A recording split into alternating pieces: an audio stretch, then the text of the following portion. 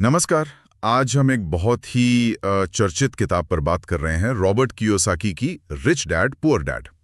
हमारे पास इसकी एक डिटेल समीक्षा है, तो चलिए देखते हैं कि समीक्षा में किताब के बारे में क्या कहा गया है, क्या खास बातें हैं और क्या कमियां बताई गई हैं। हाँ बिल्कुल। और समीक्षा का भी यही कहना है कि किताब का जो पूरा ढांचा है वो दो पिताओं के एकदम अलग नजरिए पर टिका है। वो रिच डैड और पुअर डैड वाला कॉन्सेप्ट है ना। एग्जैक्टली एक तरफ है पुअर डैड जो लेखक के अपने पिता हैं, जो पारंपरिक शिक्षा, अच्छी नौकरी, सिक्योरिटी इन सब पर जोर देते हैं। और दूसरी तरफ है रिच डैड, उनके दोस्त के पिता, जिनका फोकस फाइनेंशियल लिटरेसी मतलब पैसे की समझ, इन्वेस्टमेंट, बिजनेस इन चीजों पर है। ये कॉन्ट्रास्ट ही शायद किताब की यूएसपी है। तो फिर समीक्षा के हिसाब से इस किताब से मिलने वाला सबसे बड़ा सबक क्या है? देखिए, समीक्षा इस बात पर काफी जोर देती है कि किताब का सबसे अहम योगदान है फाइनेंशियल एजुकेशन यानी वित्तीय शिक्षा के महत्व को सामने लाना। कियोसाकी का ये तर्क कि हमारा जो फॉर्मल एजुकेशन सिस्टम है वो हमें पैसे मैनेज करना सिखाता ही नहीं। बिल्कुल, ये बात तो मैं भी मानता हूँ। स्कूल में कहाँ सिखाते हैं ये सब? हाँ, कि एसेट्स क्या हैं, लाइबिलिटीज क्या हैं, इन्वेस्ट कैसे करें, ये सारी बातें अक्सर गायब होती हैं। अच्छा, वो एसेट्स और लाइबिलिटीज वाली बात तो बहुत पॉपुलर हुई। समीक्षा में क्या इसे यूजफुल माना गया है? हाँ, समीक्षा ऐसे कियोसाकी का एक बहुत ही सिंपल लेकिन पावरफुल कॉन्सेप्ट मानती है। उनकी जो डेफिनेशन है कि एसेट वो जो आपकी जेब में पैसा डाले, जैसे किराए से इनकम या डिविडेंड। और लाइबिलिटी वो जो पैसा निकाले, जैसे कार का लोन या क्रेडिट कार्ड का बिल। बिल्कुल।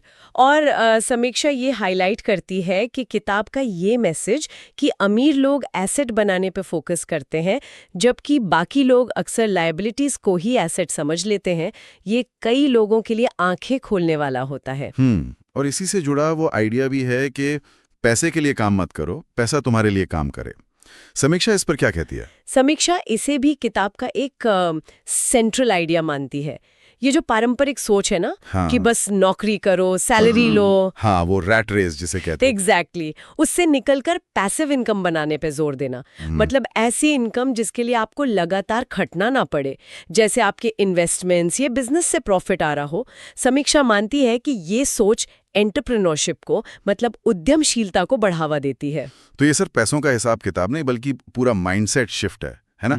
समीक्षा में इस माइंडसेट वाले पहलू पर क्या फोकस है? बिल्कुल, समीक्षा इस बात पर काफी जोर देती है कि कियोसाकी के हिसाब से अमीरी गरीबी का फासला सिर्फ पैसे का नहीं, सोच का ज्यादा है।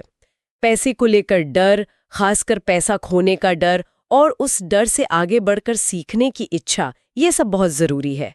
समीक्षा मानती है कि ये माइंडसेट बदलने वाला जो मैसेज है वो किताब की एक बड़ी ताकत है, लोगों को अपनी फाइनेंशियल लिमिट्स को चैलेंज करने के लिए इंस्पायर करता है। तो समीक्षा के अनुसार किताब की खूबियां क्या हैं? क्या अच्छा लगा समीक्षक को? समीक्षा मानती है कि इसकी भाषा बहुत सरल है, कहानी की तरह समझाया गया है, ये पारंपरिक सोच को चैलेंज करती है, जैसे सिर्फ सेविंग्स पर फोकस करने वाली बात। अच्छा, तो जो लोग फाइनेंस की दुनिया में बिल्कुल नए हैं उनके लिए ये काफी आकर्षक हो सकती है, एक तरह से पहला कदम उठाने के लिए मोटिवेट करती है। लेकिन जाहिर है कुछ आलोचनाएं भी होंगी। समीक्षा किन कमजोरियों की तरफ इशारा करती है? बस समीक्षा यहाँ काफी क्लियर है।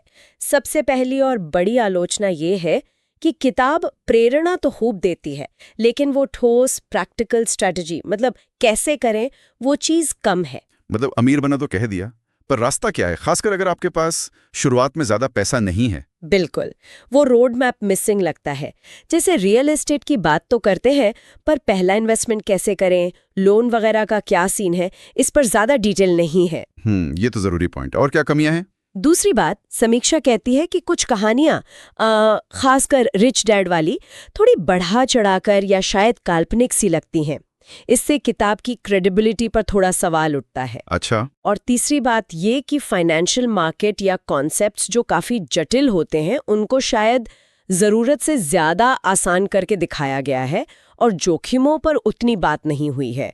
समीक्षक ये भी कहते हैं कि ये सलाह हर किसी के लिए काम नहीं करती, मतलब ये वन साइज फिट्स ऑल जैसा नहीं है। सबकी आर्थिक सामाजिक परिस्थितियां अलग होती हैं। तो कुल मिलाकर समीक्षा का निचोड़ क्या निकलता है? ये किताब फिर किसके लिए है? क्या इसे पढ़ना चाहिए? समीक्षा का निष्कर्ष यही है कि इसे एक प्रैक्टिकल हाउ टू गाइड की तरह नहीं, बल्कि एक मोटिवेशनल माइंडसेट शिफ्ट करने वाली किताब की तरह देखना चाहिए।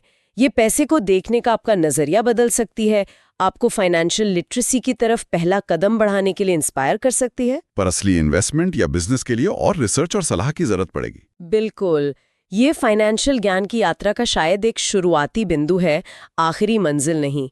मुख्य संदेश शायद यही है, और समीक्षा भी यही मानती है कि फाइनेंशियल सक्सेस सिर्फ पैसे से नहीं, सही सोच और लगातार सीखते रहने से आती है। और ये हमें सोचने पर मजबूर करता है ना, कि क्या हमारी जो पारंपरिक शिक्षा है या परवरिश, जैसे पुअर डैड के केस में दिखाया गया, वो कहीं ना कहीं हमें फाइनेंशियल रिस्क लेने और वेल्थ बनाने से रोकती तो नहीं? ये एक सवाल है जिस पर शायद हमें खुद विचार करना चाहिए।